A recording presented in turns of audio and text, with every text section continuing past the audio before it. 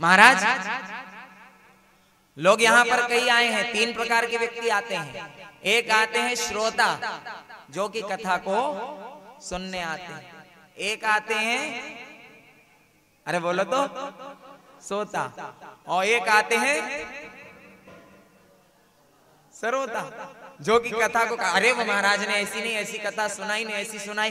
कथा तो आपको जमाने में एक बालक पढ़कर सुना देगा, परंतु उसका महत्व तुम्हारे मन में तो प्रवेश करे।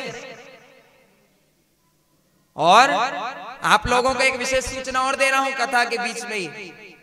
अगले महीने शिव पुराण का कार्यक्रम सेट किया जा रहा महामाया परिवार के तत्वाधान में। अगर कार्यक्रम होगा, उसकी पैम्पलेट आप सब लोग वहां रजिस्टर है, उसमें नाम जरूर लिखवा के जाना, नंबर लेके जाना। उसमें जजमान बनो, यज्ञ में सम्मिलित हो और भगवान की अविरल भक्ति को प्राप्त करो। शिव पुराण का आयोजन होगा। यहाँ पर वह ब्राह्मण बोला, प्रभु के सहारे हूं, भगवान ने इतना बतलाया और अंतर ध्यान हो गए। अब वह ब्राह्मण क्या बोल रहा अपने भाव रुदन वचनों में कि मैंने सारे सहारे छोड़ दिए, एक तेरा सहारा बाकी है। मैंने सारे तेरा सहारा बाकी है। मैंने सारे सहारे छोड़ दिए, एक तेरा सहारा बाकी है। मैंने सारे सहारे छोड़ दिए, एक तेरा सहारा बाकी है। मैंने सारे सहारे छोड़ दिए, एक तेरा सहारा बाकी है। एक तेरा सहारा काफी है। एक तेरा सहारा काफी है। एक तेरा सहारा काफी है। एक तेरा सहारा काफी है। और कहा, मैं डूब रहा भवसागर में, मैं डूब रहा भवसागर में, अब तेरा किनारा काफी है। मैं डूब रहा भवसागर आई में, वो एक तेरा किनारा बाकी है। मैं डूब रहा भवसागर में, एक तेरा किनारा काफी है। डूब रहा भवसागर में, एक तेरा किनारा बाकी है। जय जय श्री राधे। महाराज ब्राह्मण कहने लगा, प्रभु आप मुझे बतला कर तो गए, अब आपके सहारे चाहे मारो या तारो।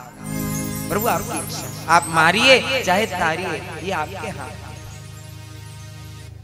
आपके हाथ में होगा। जो होगा आप करवाएंगे, आपकी ही कृपा से।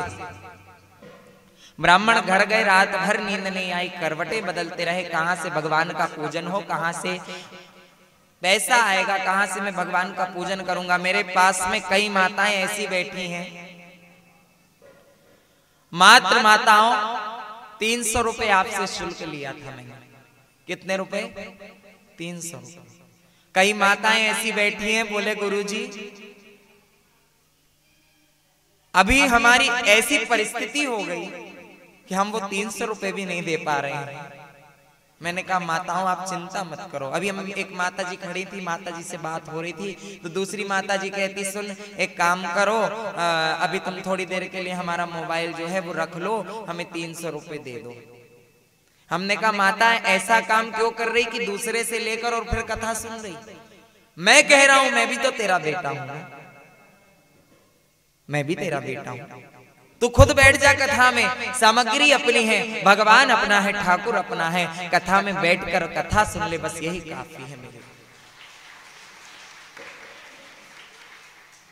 आज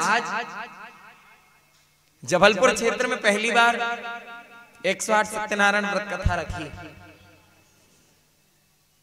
और अगर व्यवस्थाओं में कहीं कमी रह गई हो तो समस्त श्रद्धालु गणों से भी क्षमा चाहूंगा। मैं बहुत छोटा हूं, परंतु भगवान की कृपा ने मुझे इतना आगे बढ़ाया, आप लोगों के आशीष से मैं इतना आगे बढ़ा हूं। बहुत से लोग यहां बैठे जिन्होंने मेरा बहुत सहयोग किया, बहुत सहयोग। और कहीं ना कहीं भगवान हर चीज देख रहा है। आज आप लोगों के सहयोग से मेरा 108 का संकल्प पूरा हो गया। एक बार अपने लिए जोरदार तालियां बजाओ सभी। जब हम इस कार्यक्रम को ठान रहे थे तो कुछ कटाक्ष करने वाले आए, कुछ समझाने वाले आए, परंतु सलाह महामाया परिवार में दी कि आप क्यों घबराते हो जब आपके साथ इतनी शक्तियां हैं। संकल्प लिया है तो पूरा भी वही करवाएंगी। आज आप सभी के सहयोग से ये कथा का कार्यक्रम भी पूरा होने जा रहा है, आप सभी के सहयोग। यहाँ पर ब्राह्मण के पास कुछ नहीं, परंतु भगवान की जब कृपा होती है महाराज तो सब कुछ हो जाता है। उस ठाकुर ने कृपा करी। ब्राह्मण ने प्रातः काल उठकर संकल्प किया, आज भिक्षा में जितना धन मिलेगा उससे भगवान का पूजन करूंगा, नाम जाप करूंगा। चला, इतना धन मिला, इतना धन मिला कि उस ब्राह्मण से संभाले नहीं संभल रहा। पूजन की सामग्री को खरीदा, प्रसाद को खरीदा, घर में जाकर पूजन किया। पूजन करने के पश्चात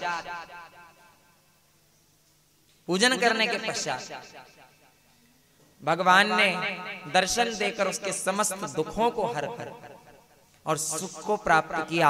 दधी काल तक सुख भोग कर मरने पर मोक्ष को प्राप्त किया। हर मास व्रत करता था, भगवान का पूजन किया करता था। भगवान देने में कभी कमी नहीं कर रहा, परंतु तुम मांगो तो। एक आदमी मंदिर गया, विष्णु जी के मंदिर गया और जाके कहने लगा, हे भगवान लक्ष्मी दे दो।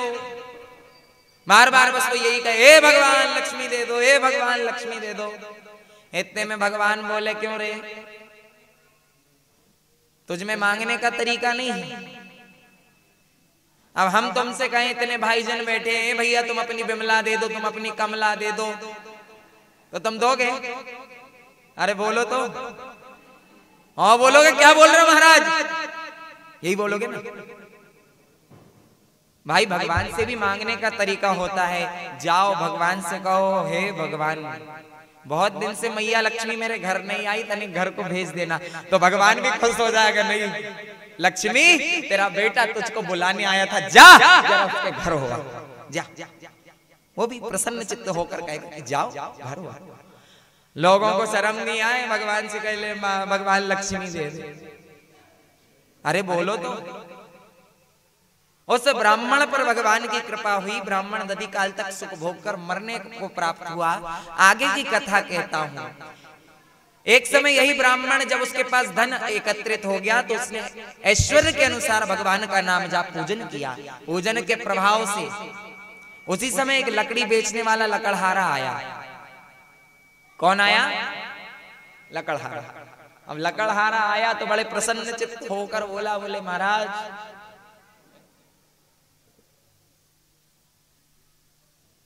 आप ये क्या कर रहे हो? प्यास से व्याकुल था, लकड़ियों को बाहर रखा, ब्राह्मण के घर में प्रवेश किया, पूजन चल रहा था, प्रणाम किया। प्रभु आप ये क्या कर रहे हो? इसके करने से क्या होता है? बोले यही सत्यनारायण की कृपा से मुझे ये दौलत, ये शोहरत, ये जायदाद सब कुछ मिली है। इसीलिए तो हम अपने ठाकुर से, अपनी महामाया से, हम अपने दादा से कहते हैं, तेरे दरबार की माता निराली शान देखी है, तेरे दरबार की मोहन निराली शान देखी है। तुझे देते नहीं देखा मगर झोली भरी देखी है।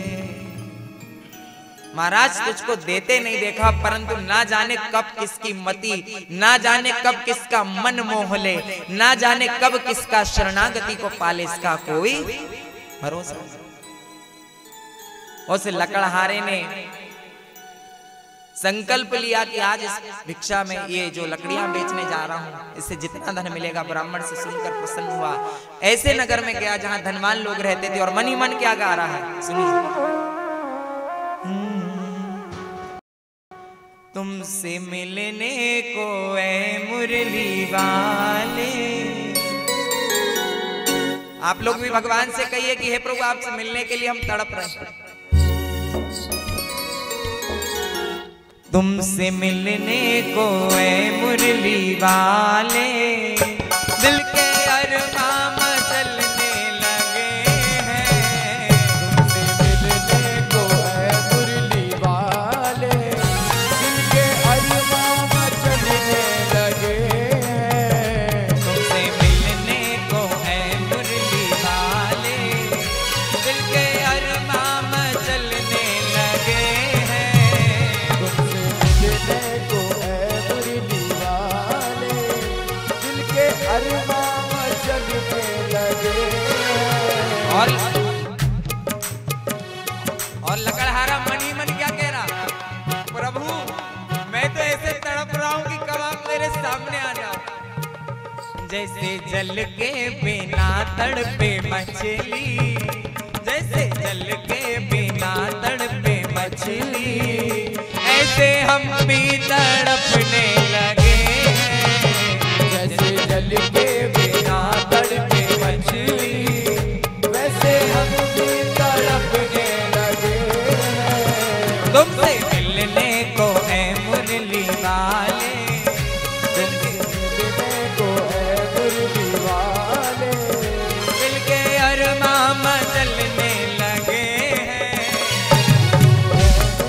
मुरली वाले, दिल के अरमां तड़पने लगे हैं। तालियों की सेवा से दोनों हाथों को ऊपर करो, दोनों हाथों को। सभी माताओं से निवेदन, दोनों हाथों को ऊपर करिए।